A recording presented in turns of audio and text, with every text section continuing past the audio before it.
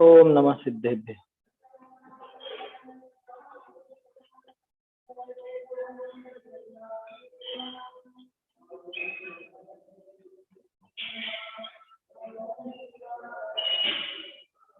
कारुणमुक्कारं जिणवरवसहस्रवर्धमानस्य दंसनमग्गमवोच्छामि जहातं मम समासेन।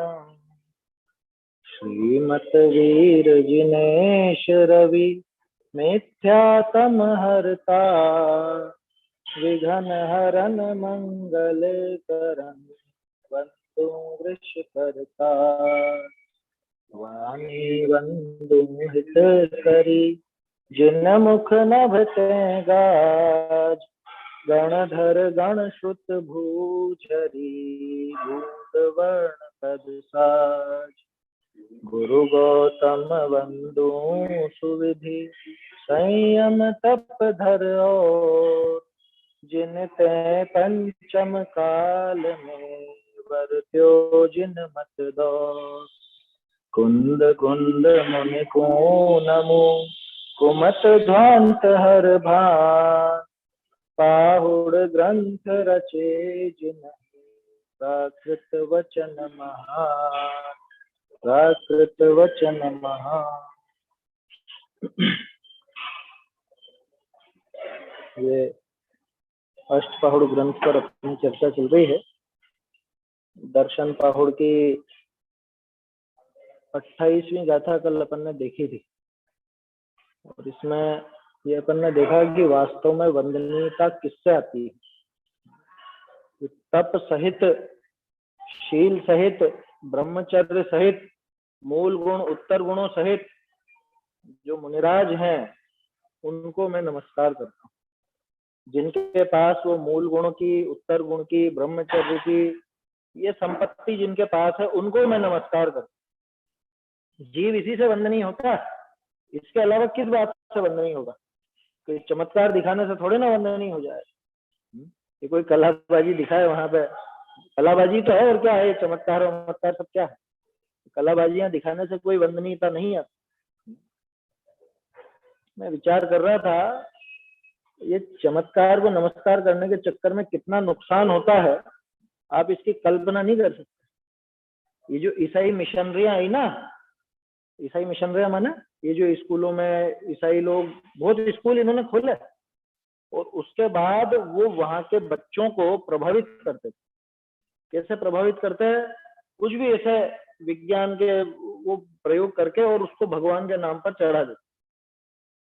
जैसे मान लो वो कुछ ऐसा दिखा देंगे कि ये देखो इस पे तुम्हारे भगवान का नाम लिखो इस पत्थर पर, और ये पत्थर पानी में डालो, ये पानी में डूब गया। और ये पत्थर देखो इस पे हमने यीशु का नाम लिखा, जीसस क्राइस्ट का, और ये पत्थर देखो ये नहीं डूबा। ऐसे ऐसे चमत्कार दिखा के, यहाँ 12 में भी तो किस्सा हुआ था ऐसा। तो कौन से स्कूल का था तो बहुत हंगामा खड़ा हो गया था।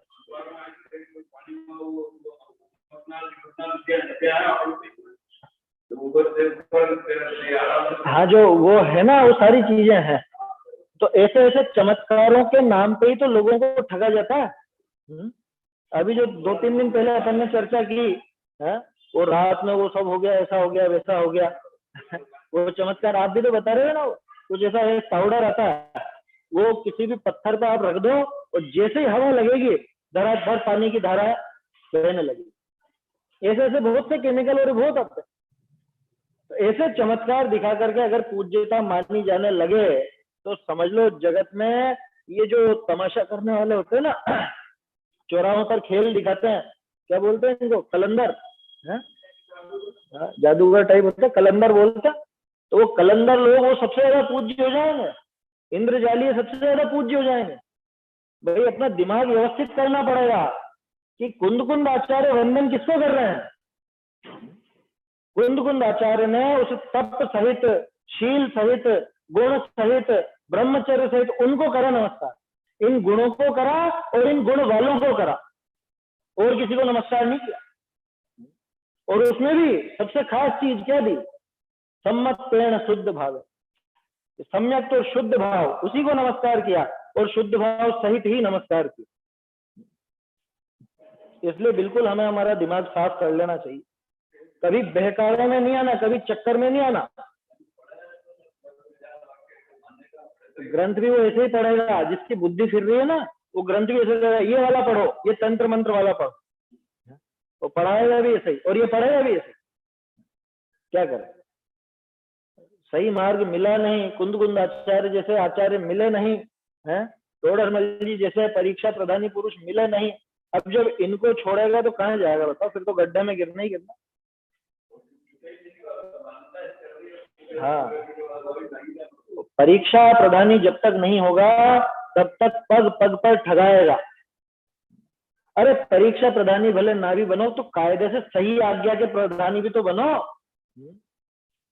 असली आज्ञा क्या है, जिनेंद्र भगवान की असली आज्ञा क्या है, ये आज्ञा तो यहाँ लिखा रही है। कुंद आचार्य देव की आज्ञा क्या है, उन्होंने तो कहा कि भैया तप सहित हो, शील सहित हो, गुण सहित हो, ब्रह्मचर्य सहित हो तो वंदनीय तब जाके वंदन करना, उसके बिना वंदन मत कर। यहाँ तो ये कह रहे हैं। अब बोलो ये जितने भी 100 में से 99 लोग जो नमस्कार करते हैं, क्या देख करके नमस्कार, इनमें से कौन सा गुण देख करके नमस्कार? ऐसी ऐसी मूर्खता छाई रहती है। अरे हमारे गुरु वो एसी में बैठते हैं, भले वो कहते हैं कि मैं भले एसी में बैठता हूँ लेकिन मैं सारे कर्म खिला देता हूँ। क्या हम तप करते हैं ना, वो तप करके हम सब खिला देते हैं, और मूर्ख लोग मूर्ख जनता के हमारे गुरुदेव। अरे आंखों पे पट्टी बंधी है, इसको खोलो। वो तो खैर गुरु की उनकी बात छोड़ो, यहाँ जो सच्चे गुरु का वेश धारण करके ये पोपडम चला दिया है, सच्चे गुरु का वेश धारण करके और ये जो कुगुरु आ गए हैं, ये ज्यादा खतरनाक। वो तो बिल्कुल बाहर है, लाल भाटा वाले तो बिल्कुल बाहर है, समझ, उनकी तो बात ही नहीं।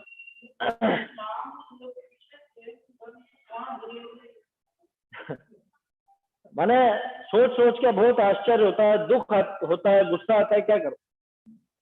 कुंद आचार्य ने साफ लिखा, वैसे चर्चा कल कर चुके हैं अपन, आप सोचोगे वापिस वही 28वीं गाथा पे आ गया, 29वीं चल रही, मुझे मालूम है 29वीं चल रही है ना, लेकिन ये वास्तविक समझने लायक है ये चीज। देव कैसे, गुरु कैसे, ये एक तरह से देखो तो 28वीं और 29वीं गाथा गुरु कैसे नमस्कार करने लायक है, देव कैसे नमस्कार करने लायक है, ये दिखाने के लिए लिखी ये 28वीं और 29वीं गाथा। कैसे गुरु वंदनीय, कैसे देव वंदनीय, वो यहाँ पे बता रहा। हाँ गुरु कौन, अब मुझे दिख नहीं रहा है यहाँ से, क्या है इसमें। वैसे तो अपन जानते हैं गुरु की परिभाषा भी सब दी है, ज्ञान ध्यान तपो रक्त तपस्वी सब प्रशस्ति है। हाँ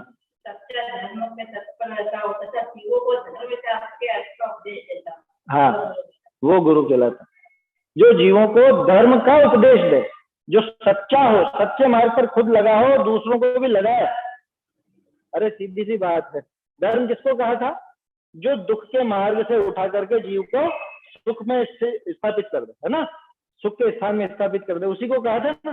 तो गुरु कौन होगा धर्म का, कि जो दुख का मार्ग छोड़ाए और सुख के मार्ग में लगाए, वही तो रहेगा गुरु, कि चमत्कार दिखाए,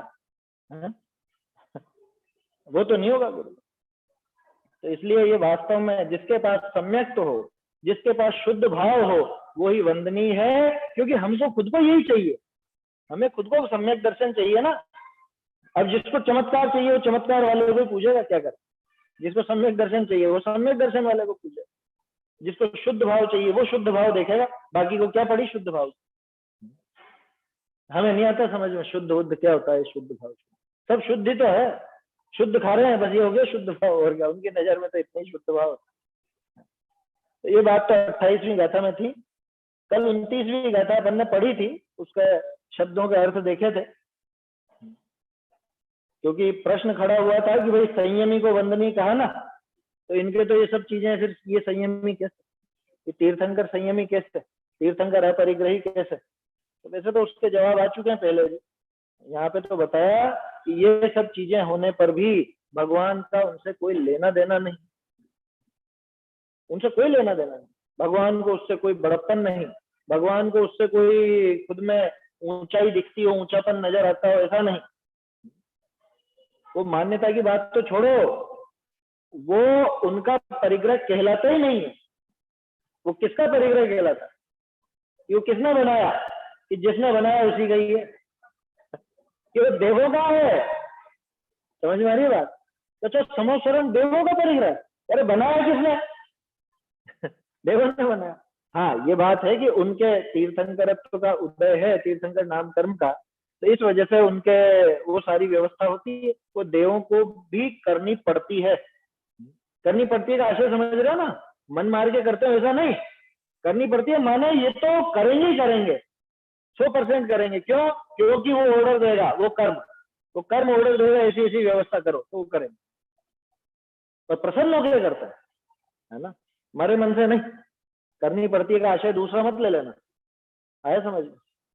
ऐसा है।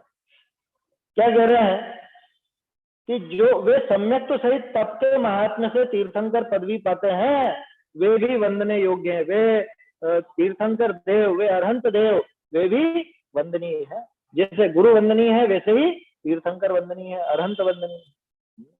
थोड़ा सा उल्टा लगता है क्रम, कहना तो यूं चाहिए जैसे देव वंदनीय है वैसे गुरु भी वंदनीय है। यहाँ पे उल्टा चल रहा है। क्यों? क्योंकि संयम से पूज्य बताया, और इसको आसानी से समझ में नहीं आता कि अरहंतों का संयम कैसे। एक बार गाथा बोलते हैं, 64 चमर सहियो, 34 सही ऐसे ही संयुक्तो, अणवर बहु सत्तहियो, कम्मख्य कारण निमित्तो, 64 चमर सहियो, 34 सही ऐसे ही संयुक्तो, अणवर बहु सत्तहियो, कम्मख्य कारण निमित्तो, 64 चमर 34 अतिशय सहित जो अरहंत, वे कर्म क्षय के हेतु सबके हितैषी भगवंत। गाथा के शब्दों का अर्थ तो अपन ने कल ही देख लिया था। कल आखिर में एक बात जो खड़ी हुई थी कि 64 ये जो चमर लिखा, 64 चमर, तो 64 में इंद्रों की गणना भी आई। इंद्र कितने होते हैं? 100। शत इंद्र नमत कर शीश धार, है ना? देवशास गुरु की पूजा में है दयानंद राय जी। देवाधिदेव अरहंत देव बंधु मन वचन कर सुशे। तो ये 64 कैसे गिने? 64 ऐसे गिने कि भवनवासी के कितने होते हैं? 40।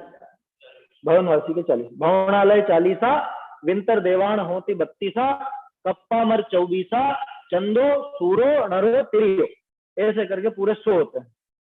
तो असल में भवनवासी देवों की प्रजाति है 10 तरह के होते हैं। सप्ताह सूत्र में पढ़ा था ना अपन, सर्व सिद्धि 10 प्रकार के भवनवासी होते हैं, जिसमें 20 इंद्र होते हैं और 20 प्रति इंद्र होते हैं। ऐसे 40 होते हैं भवनवासी। फिर व्यंतरों की प्रजाति होती है 8, माने 8 प्रकार के व्यंतर होते हैं। ये भूत पिशाच किन्नर गंधर्व यक्ष राक्षस ये सब उसमें आ जाता है, वो 8 में। तो 8 में 16 इंद्र और 16 प्रति इंद्र, ठीक है। कल्पवासी होने को तो 16 स्वर्ग है, लेकिन उनमें होते हैं 12 इंद्र और 12 प्रति इंद्र।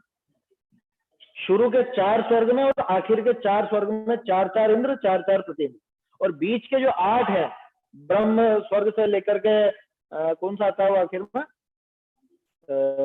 लांत कापिष्ठ, है ना। अब 12वां स्वर्ग, 12वां जो ब्रह्मोत्तर, सॉरी ब्रह्मोत्तर नहीं, ब्रह्मोत्तर तो 5वां 6ठा ही आ गया। इधर ब्रह्म से लेकर के यहाँ कापिष्ठ होगा, है ना, मैं संख्या में क्रम भूल गया मैं। तो 12वें स्वर्ग तक, 5वें से 12वें तक के बीच में जो जैसे ब्रह्म है तो वो इंद्र है, और ब्रह्मोत्तर है वो प्रति। इस तरह से है उसमें, है ना। ब्रह्म इंद्र और ब्रह्मोत्तर प्रतीन्द्र इस तरह से वहां चलते।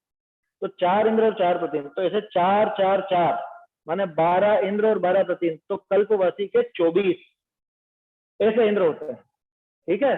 और ज्योतिष में 2 चंद्र और सूर्य, और एक मनुष्य का चक्रवर्ती, और तिर्यंचों का एक शार्दूल, है ना। शार्दूल को कहते हैं वहां पे सिंह, उसको कहते हैं। तो ऐसे 100 इंद्र होते हैं। अब हुआ क्या, वो 64 की संख्या जो बिठाई ना, वो नीचे फुटनोट में कहीं पर आया, है ना। और वो वास्तव में किस आधार पे दिया, वो आधार भी समझ में नहीं आया। वहां पे ऐसा दिया उसमें कि 20 तो ले लिए भवनवासियों के, और इनके कितने बताए थे, 16, है ना। 32 है ना, तो 16 ले लिए, तो 20 और 16 36, और 24 उनके गिने कल्पवासियों के, ठीक है। कितने हो गए, 60 हो गए बराबर। और 2 2 सूर्य और चंद्रमा, 2 सूर्य 2 चंद्रमा, ऐसे 2 सूर्य 2 चंद्रमा अपने यहाँ। लेकिन वो संख्या गड़बड़ लगती, गड़बड़ क्यों लगती है कि भाई अगर इंद्र और प्रतीन्द्र लेने हैं कल्पवासियों के लिए आपने, तो इधर भी पूरे लो। अगर इधर 24 गिन रहे हैं तो उधर भी पूरे 40 गिनो और 32 गिनो। दूसरी बात, चांद और सूरज को तो एक एक ही गिना था, अब ऐसे तो फिर बहुत सारे हैं, है ना। 32 32 है ना ये भी, तो फिर कितने गिनोगे। तो 64 की संख्या बिठाने के लिए उन्होंने कर दिया, वहां पे फुटनोट में दिया ऐसा। शुभ सागर जी की टीका में है मेरे ख्याल से, है ना। उनकी भी फुटनोट में उन्होंने नहीं लिखा, शुभ सागर जी ने ऐसा नहीं लिखा, तो फुटनोट में किसी ने किस आधार पर लिखा, लेकिन वो संख्या बैठती नहीं, क्योंकि इंद्रों की संख्या बिठानी है तो पूरी 100 बिठा, है ना, जिनमें इंद्र और प्रतीन्द्र दोनों तरह के शामिल हो जाते हैं, तो 100 बैठती है। तो ये 64 चमर, तो ये चमर के लिए ही है, ये 8 प्रतिहारियों का सूचक है ना। कहने को तो यूं भी कह सकते हैं चमरेंद्र भी होता है, एक चमरेंद्र, तो हमने 64 चमर को पकड़ के 64 चमरेंद्र, तो वो इंद्र की बात कर, ऐसा नहीं, ऐसा बिल्कुल नहीं है वहां पे, है ना। वो आशय निकलेगा ही नहीं, क्योंकि भाई बिल्कुल फेयर चलो ना। अगर कल्पवासियों का आपने इंद्र और प्रतीन्द्र दोनों लिए हैं, तो भवनवासियों के भी दोनों लो, व्यंतरों के भी दोनों लो। उनके फिर क्यों आधे आधे ले रहे, या उनके सिर्फ इंद्रों को क्यों ले रहे हैं, वो चक्कर पड़े। तो संख्या उचित बैठेगी नहीं। और प्रसिद्ध है, गाथा प्रसिद्ध है बिल्कुल, भवनालय चालीसा पढ़ी होगी ना द्रव्य संग्रह के समय। द्रव्य संग्रह में कोट की गई है, द्रव्य संग्रह की नहीं है वो गाथा, उसमें कोट की गई, शायद पहली या दूसरी गाथा के बाद, पहली गाथा के बाद ही, पहली गाथा की टीका में ब्रह्मदेव सूरी ने उसको कोट किया। किसमें, हाँ उसमें तो वो छंद बना के अनुवाद कर दिया होगा उसका। हाँ ये गाथा चर्चा शतक की नहीं है, लेकिन गाथा तो पुरानी, हाँ वो तो जहां भी आएगा इसी ढंग से आएगा, सिद्धांत की गाथा है ना। तो 64 चमर सहित माने 8 प्रतिहार, अकेले 64 चमर मत लेना, क्योंकि 64 चमर अकेले नहीं आते, उनके साथ 3 छत्र भी आएंगे, उनके साथ सिंहासन भी आएगा, देव दुंदुभी भी आएगी, है ना, और वो दिव्य ध्वनि भी आएगी, पुष्पों की वृष्टि भी आएगी, वो सारी चीजें आएंगी। 8 के 8 प्रतिहार है, तो 8 प्रतिहार सहित और 34 अतिशय सहित। वो जो 34 अतिशय जो कि देवों के द्वारा किए जाते हैं उनके जन्म पर, उनके तप पर, और उन अलग से और भी, तो वो 34 अतिशय उन सबसे सहित। अब मुझे तो एक चीज का विचार चल रहा था इसमें, चलो एक और चीज यहाँ देख लेते हैं पहले। अनवर बहुत सत्य ही हो और अनवरत रूप से बहुत जीवों का, बहुत सत्य मतलब बहुत सत्व, सत्व माने जीव, बहुत से जीवों का अनवरत रूप से हित करने वाले हैं, और उन जीवों के कर्म क्षय के कारण है, कर्म क्षय के निमित्त कारण। अब मुझे ये बताओ कि इनमें से पूज्यपना किस वजह, माने उनके 64 चंवर है इस वजह से हम उनको पूजते हैं, है? या उनके वो 34 अतिशय है इसलिए पूजते हैं, किस लिए पूजते हैं? सम्यक तो सहित की तो बात ही नहीं है, यहाँ क्या बात है, वो तो गुरु में थी। अरे इसका जवाब वही है कि हम अरहंतों को सिद्धों से पहले क्यों पूजते। अरे हम भी बनिए हैं, हमारा काम सबका है तो पूजते हैं। अनवर बहुत सत्य ही हो तो हमारा हित होता हुआ दिखता है इसलिए पूजते हैं, आए समझ में। वो हित का उपदेश देते हैं। देखो वीतरागता सर्वज्ञता पूज्य, लेकिन हमें काम हितोपदेशिता से। आया समझ में? हमारा प्रयोजन तो उनके हितोपदेशी वाले लक्षण से सिद्ध होता है। और ये बात पक्की है कि हितोपदेशीपना वो बिना वीतरागता के और बिना सर्वज्ञता के बन नहीं सकता, क्योंकि भगवान की वाणी सच्ची और अच्छी होनी चाहिए, और वो सच्ची और अच्छी होने के लिए उनका वीतरागी और सर्वज्ञ होना अनिवार्य, आवश्यक नहीं है, अनिवार्य। तो इसलिए वो वीतरागता और सर्वज्ञता भी पूज्य होती है। वास्तव में तो हमारा काम उनसे सदता है, उनसे हित का उपदेश मिलता है, उनसे साक्षात हमारा हित होता है। अरे साक्षात हित होता है कि हाँ, उनकी वाणी को भली भांति अंगीकार करे, उसका हित होता ही होता है। ये संभव ही नहीं है कि उनकी वाणी को भली प्रकार से अंगीकार करे और उसका हित ना हो। क्या कहती थी बेन श्री? 14 ब्रह्मांड को पलटना पड़ जाए 14 ब्रह्मांड शून्य हो जाए, शून्य होना पड़े अगर ऐसा नहीं कर लेते। वो तो यूं कहते थे, भावना अगर फलदायी नहीं हो तो, किसी जीव के कुछ भाव हो और वो बिना फल दिए, मतलब उनका फल ही नहीं मिले, ऐसा हो जाए तो शून्य होना पड़ा। 14 ब्रह्मांड, 14 ब्रह्मांड कौन से आ गया? अरे 14 राजू का जो लोक है ना, ये इसको ही 14 ब्रह्मांड कह दिया। आया समझ? ये तो बहुत से उसमें ही उलझते हैं, 14 ब्रह्मांड कहाँ से होगी? 3 लोग सुने थे ये 14 ब्रह्मांड कहाँ से होगी? ये 14 राजू से समझ लो, उसमें कोई विशेष बात नहीं। कहने का अर्थ यह है कि वो अफर सिद्धांत है, अफर सिद्धांत, फिरने वाला नहीं है वो। तो ऐसे ही अरहंत जो हमारे पूज्य हैं वो इस वजह से, क्योंकि अनवरत बहुत सत्व का हित करते हैं, बहुत जीवों का हित करते हैं, हमारा हित करते हैं, हमारे कर्म क्षय में निमित्त कारण बनते हैं वो। मतलब मुझे तो इतना आश्चर्य और ऐसा वो लगता है, कुंद कुंद आचार्य एक एक शब्द चुन चुन के रखते हैं, कारण लिखा उसके बाद ही निमित्त डाल दिया, क्या कि वो निमित्त कारण है। अब समझने वाला समझ जाएगा। मतलब कैसे कैसे आप व्याख्या करो इसकी। आप चाहो तो पूरा कर्तृत्व पर ढूंढ लो कि देखो वो बहुत सत्य, बहुत जीवों के हितकारी हैं, उनकी वजह से हित होता है, कर्मों का क्षय में कारण होते हैं वो।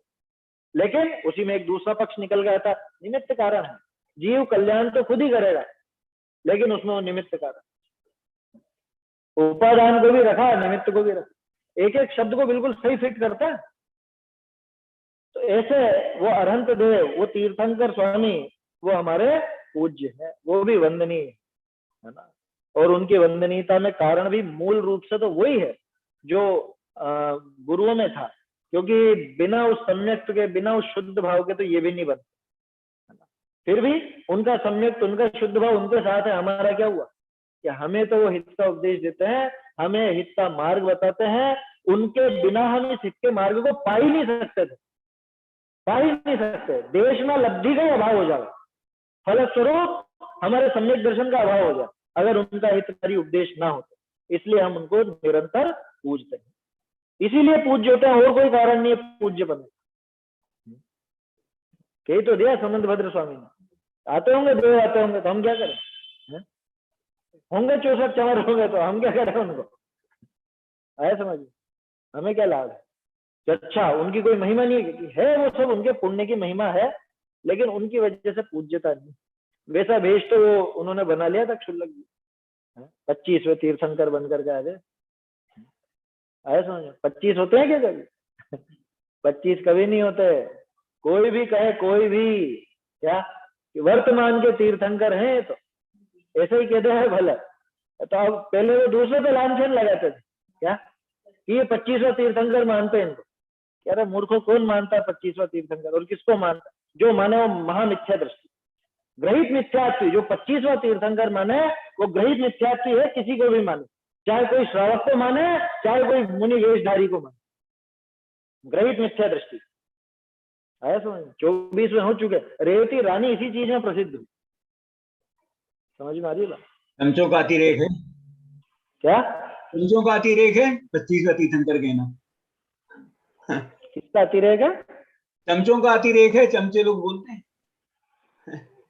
हाँ, चमचों का मैं समझ नहीं पाया क्या कह रहे थे। खैर है ना, अपने को दूसरे के लिए कोई ऐसे अपने को मतलब नहीं कि कोई क्या कहे क्या नहीं कहे। यहाँ तो सीधी सी बात है कि भाई 25 में होते नहीं है, आप सामान्य रूप से अरहंत कहते हो ना, तो हम फिर भी एक संभावना बनती थी।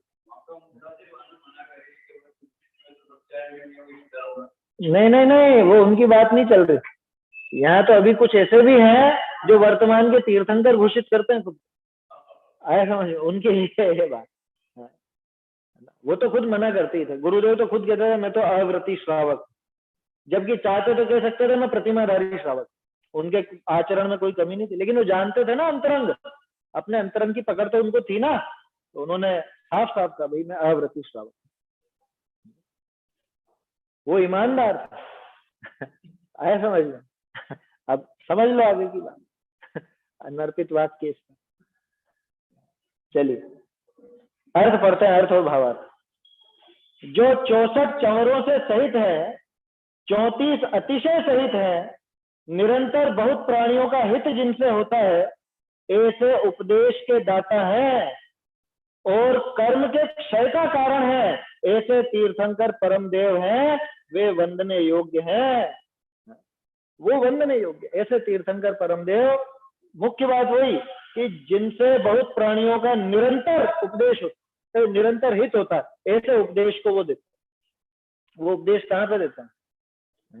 कि वो उपदेश तो साहब वो बैठे थे जब दिया था, अरे ये हमारे सामने उन्हीं का उपदेश था। आया समझ? थोड़ा खोलकर देखो भाई, भगवान को पूज्य अपन इस उपदेश की वजह से ही मानते हैं ना, भगवान को पूज्य इस उपदेश की वजह से मानते हैं, लेकिन वो इस उपदेश को ग्रहण नहीं करना चाहते, न इसको देखना चाहते हैं, न इसको समझना चाहते हैं। ये ऐसा कैसा भगवान का भक्त हुआ? इसने भगवान को पूज्य माना कहाँ? अगर उनको सही रूप में पूज्य मानता, सही कारण से पूज्य मानता, तो उनके उपदेश को सुनता या नहीं? सुनना मतलब पढ़ना, सुनना, अभ्यास करना, वो जो 5 अंग बताए हैं वो नहीं करता क्या? उनकी वाचना, प्रच्छना, आमनाय, अनुप्रेक्षा, ये सारी चीजें नहीं होती क्या? लेकिन बाकी कुछ भी करा लो, ये मत करो, ये बहुत भारी काम लगता है। बाकी कुछ भी करा लो, समझ में आ रही है बात? तो इसलिए जिनेंद्र भगवान की महिमा इस उपदेश की वजह से, और इस उपदेश की महिमा जिनेंद्र भगवान की वजह से। ये जो साक्षात जिनवाणी है ये इसीलिए पूज्य, क्योंकि ये पूज्य की वाणी है, और वो पूज्य इस जिनवाणी की वजह से पूज्य है कि उन्होंने मार्ग दिया हमको। आया समझ? ऐसे तीर्थंकर परम देव हैं, वे वंदने योग्य। भावार्थ, यहाँ 64 चंवर, 34 अतिशय सहित विशेषणों से तो तीर्थंकर का प्रभुत्व बताया है, और प्राणियों का हित करना तथा कर्म क्षय का कारण विशेषण से दूसरे का उपकार करने वाला पना बताया है। इन दोनों ही कारणों से जगत में वंदने पूजने योग्य है। क्या कहा? एक तो प्रभुत्व दिखाया, अब समझ में आया क्यों कुंदकुंदाचार्य ने ये सब चीजें लिखी थी? ये तो शुरू में तो आश्चर्य लगता है कि कुंदकुंदाचार्य भी वीतरागता सर्वज्ञता की जगह 64 चंवर दिखा रहे हैं और ये दिखा रहे हैं, वो दिखा। अरे प्रभुता दिखानी पड़ी, उनके एक एक काम में बहुत मतलब सर्वोत्कृष्ट, जगत का सर्वोत्कृष्ट कार्य उनका होता है। वो एक कदम भी रखते हैं ना तो सोने के 225 कमल खिलते हैं, 15-15 के ऐसे सेट, 15 लाइन है ना, क्या बोलते हैं उसको, कॉलम और रो, 15 कॉलम और 15 रो, ऐसा है, 225 हो गए ना। एक कदम रखते हैं वहां 225 कमल खिलते, और उनको भी छूते नहीं, उनसे भी ऊपर। और कदम कैसे रखते हैं? वो ऐसे ऐसे ऐसे जैसे अपन रखते हैं, एक पैर आगे एक पैर पीछे है। लोगों को इस चीज की भी महिमा एक जगह बनी ना ऐसी, और उसका विशेष फल बताया जाता है। गगन विहारी कह दिया उनको, अरे भाई गगन विहारी ऐसे चलते हैं, गगन विहारी ऐसे चलते हैं, बिल्कुल दोनों पैर एक।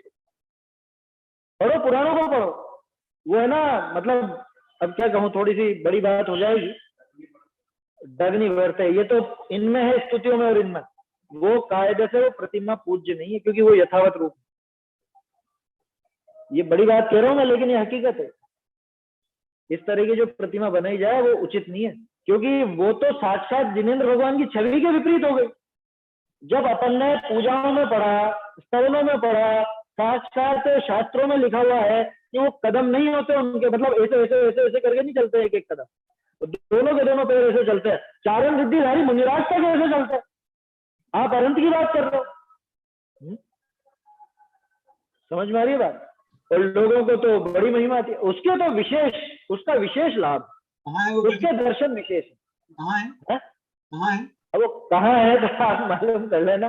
कहाँ की तो बात करने में झगड़े खड़े हो जाते हैं क्या? कहीं भी बने, अपने को व्यक्ति विशेष से, जगह विशेष से मतलब नहीं है। कहीं भी हो, यही हो ना भले, आपके यही हो ना भले, वो पूज्य नहीं है, वो उचित रूप नहीं है। ये बात बिल्कुल मैं जिनवाणी सामने रख करके बोल रहा हूँ। ये बात मुझे पता है, इस बात के गलत होने पर कितना पाप हो, वो उचित है। नहीं, वहां के दर्शन के विशेष लाभ बताए हैं। मतलब एक तो साक्षात एक खड्गासन प्रतिमा के आप दर्शन करो, वहीं पे और खड्गासन प्रतिमा है बहुत विशाल और बहुत सुंदर, लेकिन वहां पे उसके उस प्रतिमा के विशेष, भाई ऐसा कहाँ लिखा है शास्त्रों में कि किसी प्रतिमा से विशेष फल मिलता? कहीं शास्त्रों में आया है तो बताओ। हमने तो इतने पुराण भी देखे, तो पुराणों में भी कहीं नहीं आया कि वो उन्होंने जो मान लो जैसा उनके किस्सा आते हैं ना कि उनका पैर लगते दरवाजा खुल गया और ऐसा हो गया और ऐसा हो गया, वहां के भी ऐसा नहीं लिखा कि यहाँ के दर्शन करने से विशेष लाभ हुए, कि और वहां दूसरी जगह दर्शन करे तो वहां तो थोड़ा कम लाभ मिला और यहाँ पे विशेष लाभ मिला। ऐसा है क्या कहीं पे? कोई सिद्धांत में ऐसा आया हो, कोई पुराण में ऐसा आया हो, तब तो स्वीकार भी किया जाए। बात समझ में आ रही है? ये ऐसे व्यर्थ के चोचलों में उलझा दिया जाता है तो जीव को कहाँ सूझ समझ पड़ेगी है? समझे? वही तो कह रहा है, इस उपदेश को, जिसकी वजह से साक्षात जिनेंद्र भगवान पूज्य है, इस उपदेश को समझने की फुर्सत। ये बात तो कहाँ से उठी थी? बात इससे उठी थी कि ये 64 चमर वगैरह क्यों दिखाया कि उनकी एक एक चीज वर्ल्ड क्लास नहीं, वो तो पारलौकिक होती है। जैसे कहते हैं ना, एक तो राष्ट्रीय, अंतरराष्ट्रीय, अब इसको अंतरराष्ट्रीय भी नाम क्या दोगे? ऐसा तो लोक में और किसी का वैभव ही नहीं दिखे। ऐसा तीर्थंकरों का वैभव होता है तो वो दिखाना भी जरूरी है, ऐसे हल्की फुल्का नहीं होता। अरे सीधा सा है, हीरा होता है ना, हीरा, हीरे की जो डिब्बी होती है वो डिब्बी भी सैकड़ों रुपयों की होती है। समझ में आ रही है बात? सब्जी की थैली में नहीं आता है हीरा, उसका वो हीरे की डिब्बी भी उतनी कीमती होती, जबकि डिब्बी वास्तव में कोई काम की नहीं, लेकिन हीरे की डिब्बी। ऐसे ही ये 64 चमर वास्तव में उनके कोई काम के नहीं, लेकिन वो तो क्या कहें, वो इंटरनेशनल नहीं, पारलौकिक, सारी की सारी पारलौकिक व्यवस्था होती, ऐसा दिखाया। तो ये प्रभुत्व, इसके ऊपर चली थी बात। प्रभुत्व, ये सारा वैभव किस लिए है? ये प्रभुता दिखाने के लिए कि 3 लोक के नाथ हैं, तो लगना चाहिए ना 3 लोक के नाथ जैसे, या लौकिक में भी लगना चाहिए, क्योंकि वो वहां पे रागी जीव हैं, भक्ति करने वाले, तो उनके भी थोड़ा सा उल्लास उमंग वो आती है, होता है, शुभ भाव आता है उसमें। वो तीर्थंकर का प्रभुत्व होता है उन सबसे, और दूसरे का उपकार करने वाले होते हैं। ऐसे 2 विशेषण दिए, प्राणियों का हित करना और कर्म क्षय के कारण बनते। इन दोनों ही कारणों से जगत में वंदने पूजने योग्य हैं। इसलिए इस प्रकार भ्रम नहीं करना कि तीर्थंकर कैसे पूज्य है। तीर्थंकर कैसे पूज्य होगा? ये तीर्थंकर सर्वज्ञ वीतराग हैं, उनके समो शरणाधिक विभूति रचकर इंद्रादिक भक्त जन महिमा करते हैं, उनको उनकी महिमा, इनके कुछ प्रयोजन नहीं है, स्वयं दिगंबरत्व को धारण करते हुए अंतरिक्ष तिष्ठते हैं, ऐसा जान। अरे स्तुतियों में ऐसा आता है, समंत आचार्य आदि जो अपने महान आचार्य हैं, उन्होंने ऐसा लिखा है। कैसा लिखा कि हे भगवान, ये जितना भी वैभव है ना समोसरण का, ये सब मालूम क्यों है? ये सब भगवान की वीतरागता को दिखाने के लिए। ये क्या बात कर रहे हो? हमें तो इससे और राग नजर आता, आप कह रहे हो कि वीतरागता दिखाने के लिए। यहाँ देखो कि इन सब के बीच में रहते हुए भी वो इनमें से एक को भी छूते तक नहीं है। क्या वो जो सिंहासन बना हुआ है, वो जो कमल का सिंहासन होता है, उससे भी 4 अंगुल ऊपर। इससे क्या पता चलता है कि इंद्रजीत ने जो इतना चाक चिक के रचा, ये इतना सब गजब का वैभव दिखाया, उस वैभव की भी आपको कुछ परवाह नहीं। तो वो सारा का सारा वैभव उनकी वीतरागता की सिद्धि करता है। ऐसा लॉजिक से वहां सिद्ध किया, तर्क लगा करके सिद्ध किया। साक्षात ही भगवान के समोसरण में इतना सब जो वैभव दिखता है ना, कोई कर सकता है ऐसा प्रश्न कि जब भगवान वीतरागी हैं और उनको कोई लेना देना भी नहीं, तो फिर ये सारी चीजें क्यों? कि ये चीजें एक तो प्रभुता दिखाने के लिए, एक बात तो वो तो हमारे लिए हुआ, उनके लिए क्यों? कि उनकी वीतरागता की सिद्धि के लिए, कि तुमको ये सारा वैभव मिला तो तुम्हें कैसा लगेगा? अरे हम तो फूले नहीं समाएंगे। तो बस यही अंतर है तुम और वो फूले नहीं समाए, वो मतलब उनके कोई ऐसा फर्क ही नहीं पड़ा, इस वजह से वो पूज्य, और तुम इसमें पगला जाते, इसमें तुम्हें गौरव आ जाता, गौरव हो आता। समझ में आ रही बात? तो वो वीतरागता की सिद्धि के लिए है वो सारा का।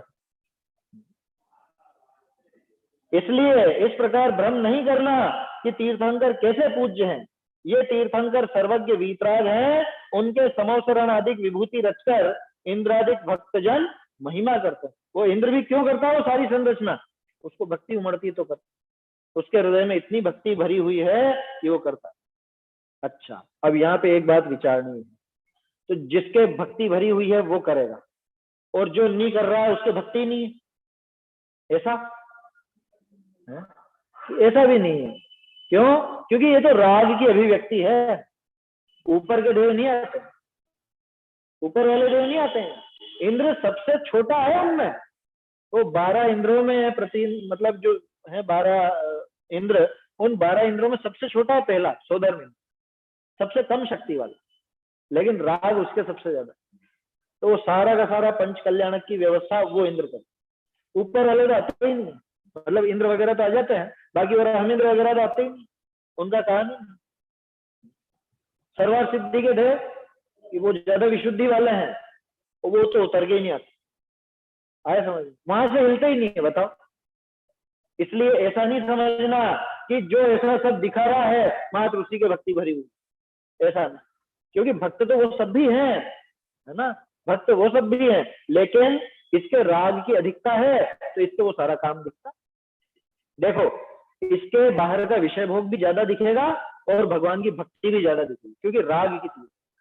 उनके विषय भोग भी कम दिखेंगे तो ये वाली भक्ति भी कम दिखेगी, क्योंकि राग ना उसको भाई, वो बाहरी पद्धति जो चलती है, वो बाहरी प्रक्रिया जो चलती है, उसके पीछे कारण तो राग का अतिरेक कितना है वो है। जिसके जितना राग होगा वो उतना करे। समझ में आ रही बात?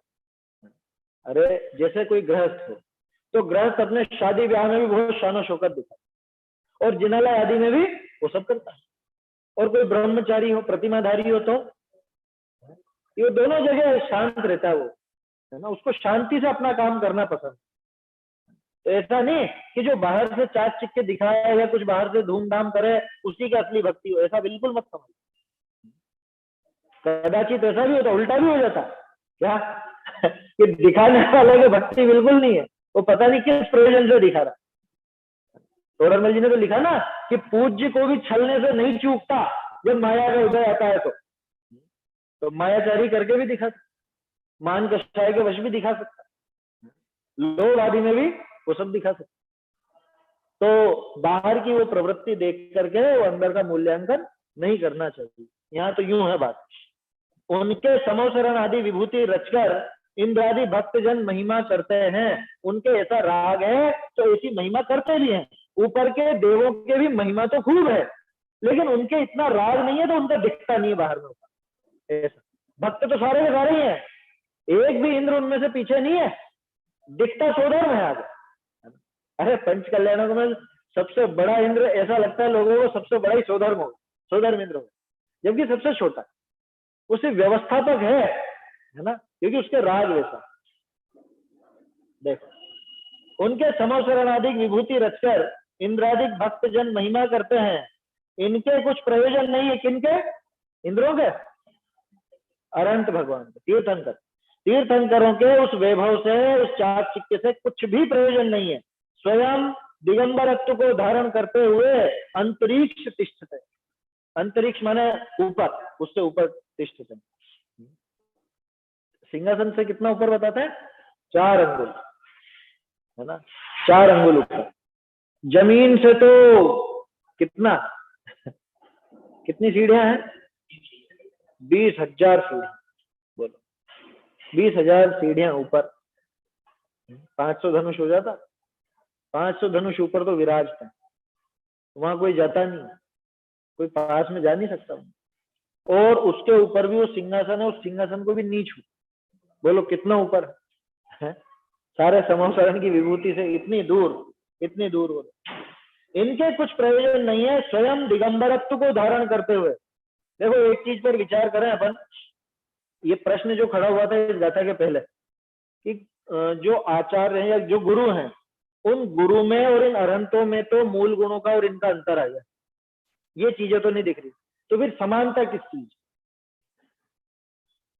समानता किस चीज की? समानता दिगंबरत्व की। ये दिगंबरत्व वैसा का वैसा ही रहा, जैसा दिगंबरत्व गुरु दशा में मुनि दशा में था, वैसा ही दिगंबरत्व यहाँ पे अरहंत दशा में प्रकट है। आया समझ में? मूल गुण भले वो वैसे अब नहीं रहे हो, वो प्रकर्ष को प्राप्त हो गए हो, तो इसलिए अब वो मूल गुण नहीं कहलाते, महाव्रत आदि नहीं कहलाते, समितियां वगैरह नहीं कहलाती, क्योंकि वो सब प्रवृत्ति रूप थे, यहाँ वैसी प्रवृत्ति है नहीं, इसलिए अब उन मूल गुणों की बात नहीं चलती, है ना। लेकिन ये दिगंबरत्व तो तब भी वैसा ही था और अब भी वैसा। उस समय भी इनके कोई भी किसी भी प्रकार का कोई बाहरी लाग लपेट नहीं थी, और अभी भी बाहरी कोई लाग लपेट नहीं। उस समय भी चित्त उन सबसे व्यक्त था, और अभी तो वीतरागी हो गए, अब तो विरक्ति भी क्या कहें, वीतरागी हो गए अब तो साक्ष।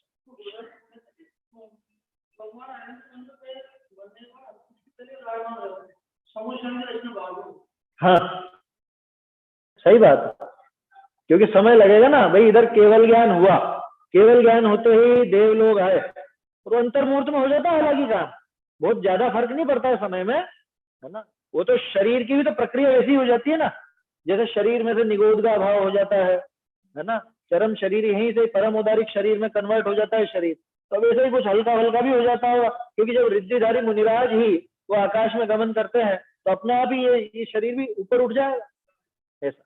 तो ये शारीरिक प्रक्रिया है, होती है वो, उसके बाद फिर देव आकर के केवल ज्ञान की पूजा करते हैं, समोसरण की रचना होती है, वो सब काम होता है, ऐसा कैसा। हाँ वो भी अंतर्मुहूर्त है,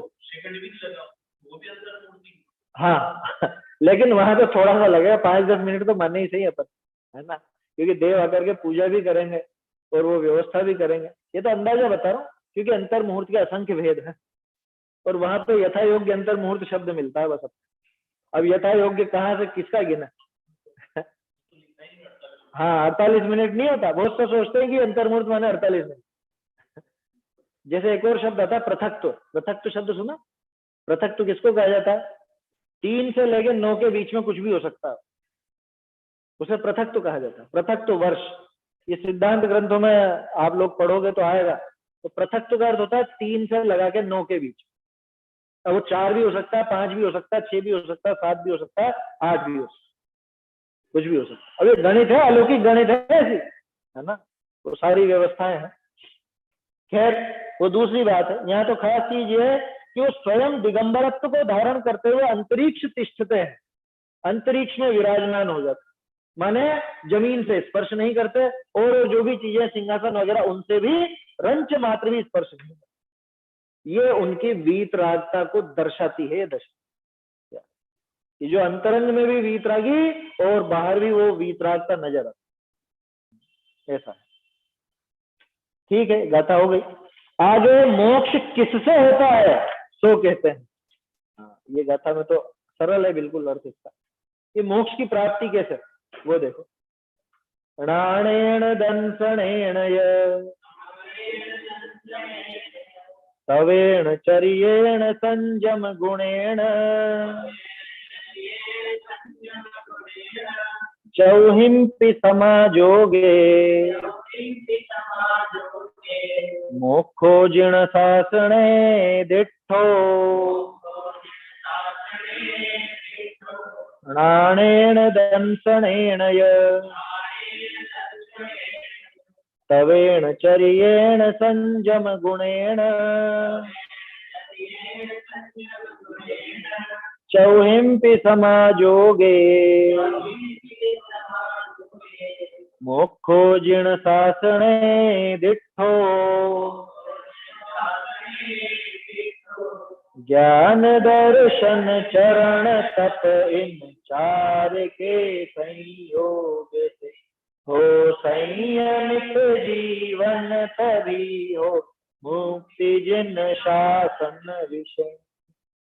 बिल्कुल सीधी गाथा है। नाणेन ज्ञान से, दंसनेण दर्शन से, ये तवेण और तप से, चरियेण चारित्र, संयम गुणेण संयम गुण जैसे चारित्र में शामिल हो जाता है। चतुहिंपी समायोगे, चारों ही के समायोग होने पर, अब 4 गुण से 5 नाम आगे ऊपर, दर्शन, ज्ञान, चारित्र, तप, संयम, ये संयम तो चारित्र में शामिल कर लेना, आया समझ, संयम रूप चारित्र ऐसा कहा।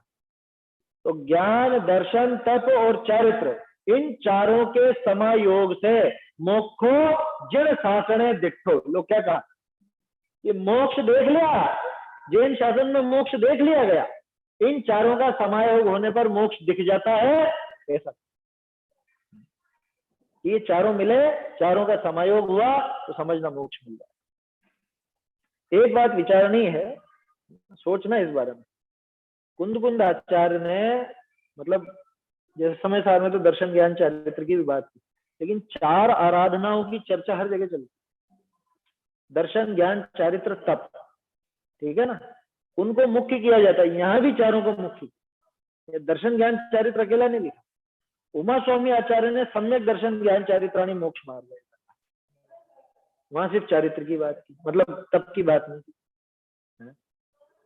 दूसरी तरफ समय सार में भी कुंदाचार्य नवीनाणम, न चरित्रम, न दंसनम, वहां भी तीनों का ही नाम लेते, तप का नाम लेते। तो हालांकि वैसे तो 4 ही होते हैं, चारों ही होते हैं, लेकिन अनिवार्य रूप से 3। क्यों अनिवार्य रूप से कह रहा हूं मैं, क्योंकि तप कदाचित बाहर में नजर ना आए तो लोग बात कंफ्यूज होंगे कि इनके तप तो था ही नहीं। जैसे बहुत से कहते हैं भरत जी ने तप तो किया ही नहीं। अरे भैया, इच्छा निरोधक तप है, असली तप तो वही है ना, वो तो किया ही किया, लेकिन वो लोगों को नजर नहीं आता। तो इस वजह से वो धीरे धीरे वो 4 की जगह 3 को ही मुख्य किया जाने लगा। पहले 4 का ही नाम आता था, ज्यादातर आप ये पुराने देखोगे तो 4 का ही नाम आया, दर्शन, ज्ञान, चारित्र, तप, 4 आराधनाएं कहलाती है ना। लेकिन जब मोक्ष मार्ग की व्याख्या और सुगठित करके चली तो उसमें से तप को हटा दिया गया। वैसे भी देखा जाए तो तप उस चारित्र में शामिल हो गया, क्योंकि इच्छा चारित्र का ही विकार है, चारित्र गुण का ही विकार इच्छा है, और इच्छा का निरोध हो, यानी कि वो जो तप है, असली तप की बात कर रहे हैं, बाहर से दिखने वाले की नहीं, वो चारित्र, वो इच्छा का निरोध वो चारित्र गुण की पर्याय नहीं है।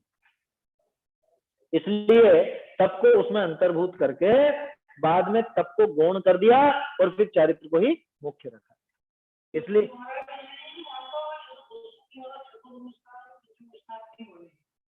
नहीं, चौथा पांचवा क्यों नहीं मानते? नहीं, सम्यक दृष्टि तो मानते हैं, आत्मानुभव नहीं मानते, क्योंकि नाम ही उसका तो सम्यक, अविरत सम्यक दृष्टि तो नाम ही है गुण स्थान का। तो वो तो कभी कह ही नहीं सकते कि चौथे में सम्यक दर्शन नहीं होता, वो उसकी परिभाषा बदल देते। वो क्या कहते हैं, आत्मानुभव नहीं होता। और आप जो कहना चाह रहे हो ना, वो असल में यूं कहते हैं कि चारित्र नहीं होता, ये चारित्र नहीं होता चौथे गुण स्थान, वो यूं कहते हैं। तो उसका जवाब मोक्षमा प्रकाशक में बहुत स्पष्टता से वहां दिया है टोडरमल जी, है ना। ये चारित्र वास्तव में प्रारंभ तो हुआ है, लेकिन अभी उतनी मात्रा में नहीं है कि जो हम इसको सम्यक चारित्र नाम दें। अरे मटकी में 2 चम्मच पानी है, बोलो भरी है कि खाली है? खाली पड़ी है, खाली नहीं, वास्तव में तो है पानी, लेकिन इतना नहीं है कि आप कह सको कि मटकी में पानी, जाओ पी लो, वो पीने के काम नहीं आएगा। उसी तरह से इतना मात्र चारित्र जो है वो काम नहीं है, तो वो सम्यक चारित्र, निश्चिंत रहना उस बारे में। वो स्पष्ट किया टोडरमल जी, रहस्यपूर्ण चिट्ठी में भी किया और इसमें भी किया, 7 में अधिकार।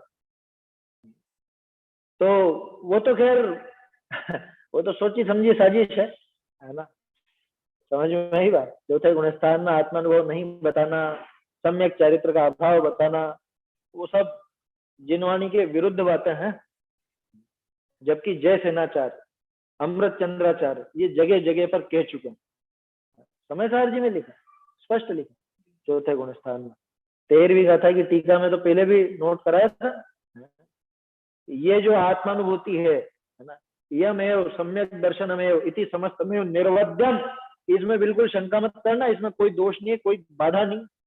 ये जो आत्मानुभूति होती है, ये आत्मानुभूति ही सम्यक दर्शन है। ऐसा साफ साफ अमृत चंद्राचार्य ने लिखा कलश के पहले 13वीं गाथा। अब क्या कहें, जिसको नहीं मानना है वो तो उनको भी नहीं मानना है, वो फिर अमृत चंद्राचार्य का विरोध करने लग जाए कि ये तो जैन ही नहीं। हाँ, अरे भाई सीधी सी बात है, ये अनंतानुबंधी को एक तरफ आप ही कहते हो, हम तो नहीं कहते, आप ही कहते हो कि कषाय घटाओ कषाय घटाओ कषाय घटाओ। कषाय में सबसे पहले कौन सी कषाय घटेगी? अनंतानुबंधी जाएगी ना, और अनंतानुबंधी जाएगी, अनंतानुबंधी चारित्र में विकार खड़ा करती है, तो जब वो गई तो चारित्र का कुछ ना कुछ विकार दूर होगा कि नहीं होगा? वो स्थिरता को नहीं होने देती, तो स्थिरता होगी कि नहीं होगी? वो स्थिरता कहां पर होगी? पेड़ पौधों में है? वो स्थिरता कहां पर होगी? वो स्थिरता यही तो होगी।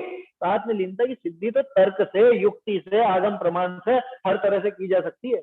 अब लेकिन जिसको मानना हो उसके समझ में आती है, जिसको मानना ही नहीं है, मैं तो पहले से ही पट्टी बांध करके बैठा हूँ कि नहीं, देखना ही नहीं मुझे, ऐसा समझ, देखना ही नहीं, तो क्या करें। चलिए, समय तो हो रहा। गाथा बिल्कुल सीधी है कि ये चारों का योग होने पर, है ना, 4 कह लो 3 कह लो, उसमें कोई दिक्कत नहीं, क्योंकि तब उसके अंदर अंतर्गर्भित हो जाता है ना। और इसमें उलझना मत कभी, क्या बहुत सौ के दिमाग में ऐसा था ये 4 बता रहे हैं, वहां 3 बताया, 3 ही मुख्य होता है, यहाँ 4 मुख्य होता है। अरे 4 कहो कि 3 कहो कि 1 कहो, सब एक ही। ज्ञान, दर्शन, तप और चरित्र से इन चारों का समायोग होने पर जो संयम गुण हो, लो संयम गुण की विशेषता में चारों भर दी। अपन तो संयम को चारित्र में शामिल कर, यह कह रहे हैं इन चारों का समायोग होने पर जो संयम हो, माने जैसी वो प्रवृत्ति दिखे, उससे जिन शासन में मोक्ष होना कहा है। मुझे तो प्राकृत के शब्द ज्यादा जम रहा है। मोक्षो जिन शासन दिखो, कि जैन शासन में तो उससे ही मोक्ष देखा गया है। वजन है कुंदकुंदाचार्य की बात में ज्यादा वजन है कि जैन शासन में तो उनसे ही मोक्ष देखा गया है, दृष्ट है। उसी को अपन कहते हैं कि मोक्ष कहा गया है, बताया गया है। ठीक है, ये गाथा सरल है, इतना ही इसका आशय है। आगे अगली गाथा अपन, ये गाथा अधूरी है असल में, ये 30वीं गाथा अधूरी है अभी, इसकी पूर्ति करेगी 31वीं गाथा, क्योंकि नाम लिया ज्ञान का, दर्शन का, चारित्र का, तप का। तो हम क्या करें, हमको तो 4 समझ में नहीं आते साहब।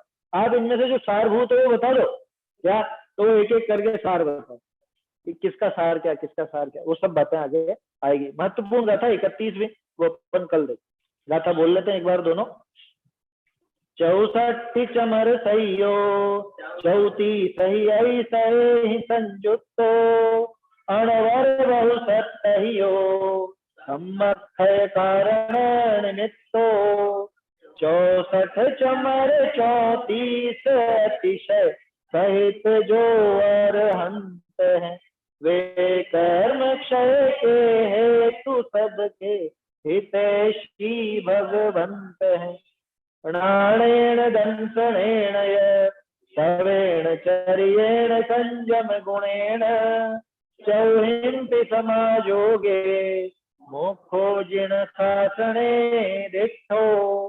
ज्ञान दर्शन चरण तप इन 4 के संयोग से, हो संयमित जीवन तभी हो मुक्ति जिन शासन विषय। चैतन्य का स्मरण प्रतिक्षण ही करो रे, भव के अनंत दुख को क्षण में हरो रे। अक्षय अनंत निज सौख्य निधान पाओ, गाओ अरे नित इसी के गीत गाओ। जिनवाणी स्थिति। जिन वैन सुनत मोरी भूल भगी, जिन वैन मत मोरी भूल भगी, कर्म स्वभाव भाव चेतन को, कर्म स्वभाव भाव चेतन को, जिन तुषानन सुमति जगी, जिन बैन सुनत मोरी भूल भगी, निज अनुभूति सहज गायकता, निज अनुभूति सहज गायकता, सोचिर ऋष तुष मैल पगी, त्याग वाद धुनि निर्मल जल, त्याग वाद धुनि निर्मल जल, विमल भरी तन भाव लगी, जिन बैन सुनत मोरी भूल भगी, संशय मोह भरम पावे गति, संशय मोह भरम पावे गति, भगति आत्म खोज सगी, बोल पूरब मंगल पायो, बोल पूरब मंगल पायो, शिव सुख लेन हो जिन बैन सुनत